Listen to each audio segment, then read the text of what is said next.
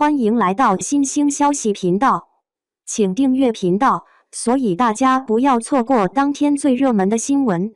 我们今天的时事通讯包括以下内容：当白鹿和沈月同时出现在真人秀节目中，王鹤棣更偏爱谁一目了然。真正的偏爱不在于泛泛的喜欢，而是赋予他独特的特权。它意味着我们愿为他打破固有的原则，拥抱他的所有，无论是璀璨的光芒还是隐晦的瑕疵，因为在他面前，一切原则都显得微不足道。白鹿与沈月同台亮相，众目睽睽之下，王鹤棣的举止尤为引人注目。他目光在二人间游移，时而微笑，时而沉思，似乎在细细品味这难得的同框时光。从3个小方面来审视一下。首先，我们聚焦于沈月，她的每一个眼神都充满灵动，仿佛藏有无数故事，举手投足间流露出自然与纯真，让人忍不住想要深入了解她的内心世界。王鹤棣与沈月同框之际，众人期待的热烈互动并未上演，两人间并无过多交流，更无寒暄之语，仿佛彼此仅是陌路之人，毫无交集。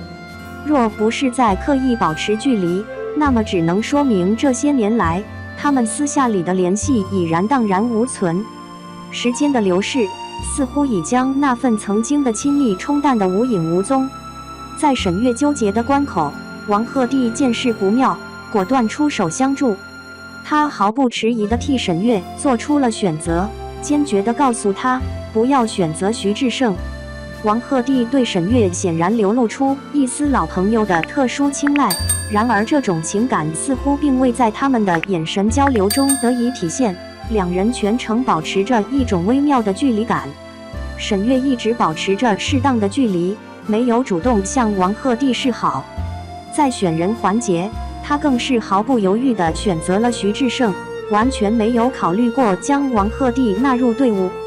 设想一下，倘若沈月倾心于王鹤棣，那这场戏码岂不是更加引人入胜？两人的情感纠葛无疑会为故事增添更多层次与深度，令人期待不已。关于王星月，坊间传闻他是白鹿的婚前所得，虽然无从考证这传闻的真实性，但这样的说法确实给两人增添了几分神秘的色彩。王星月，白鹿的忠实小迷弟，对他崇拜不已。他时常以师姐为榜样，努力提升自己的演技和表演水平，希望能像他一样优秀。白鹿大概也未曾料到，他竟会以亲友团的身份出现在《桃花坞》这档节目中。这种突如其来的转变，或许对他来说也是一次全新的尝试和挑战。王星月，王鹤棣与白鹿曾在某次盛典上相邻而坐，气氛融洽。白鹿更是热心肠，主动向王鹤棣介绍王星月，三人间的互动显得自然又愉快。虽然两人身处不同的领域，但王鹤棣和王星月在某种程度上是相识的。他们或许曾在某个活动或场合中碰过面，彼此间有着一份浅浅的交集。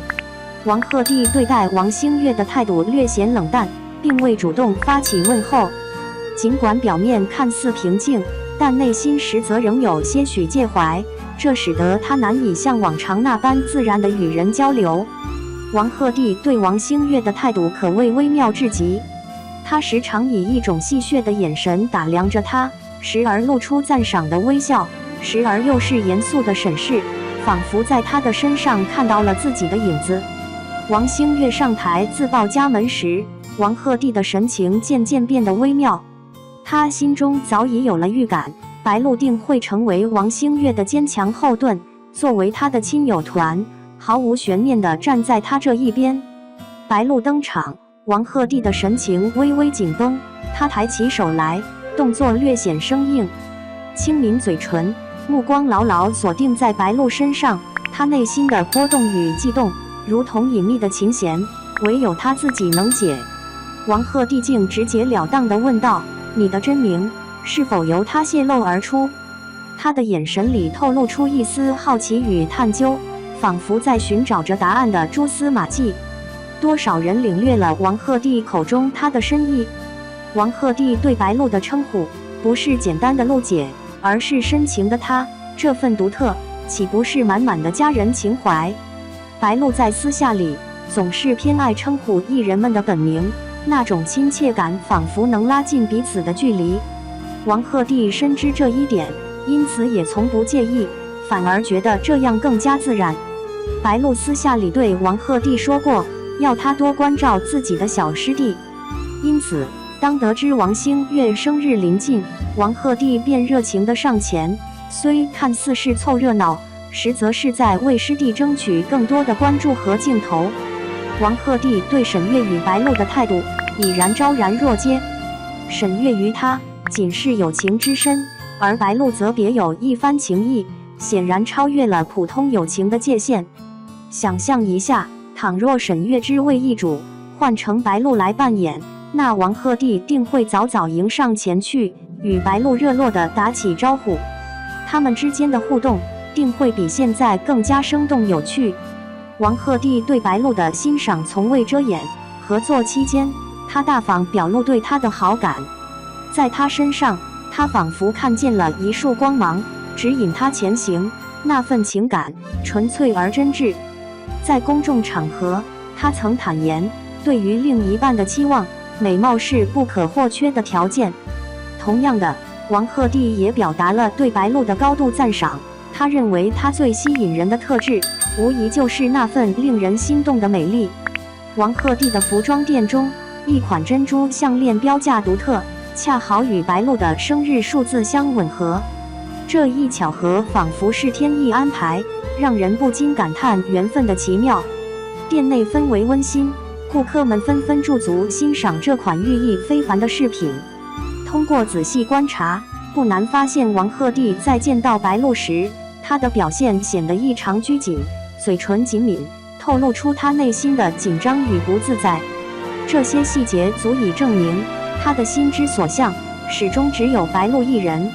男人的爱，不是挂在嘴边的甜言蜜语，而是用行动来诠释的深情厚谊。他对她的偏爱独一无二，无论何时何地，他的心中都只有她，竭尽全力维护她的幸福与尊严。一个男人偏爱一个女人，他的心思和行动总是显而易见，难以掩饰。他必会处处留心，言出必行，每一个细节都照顾得无微不至，让人感受到他的真心和关爱。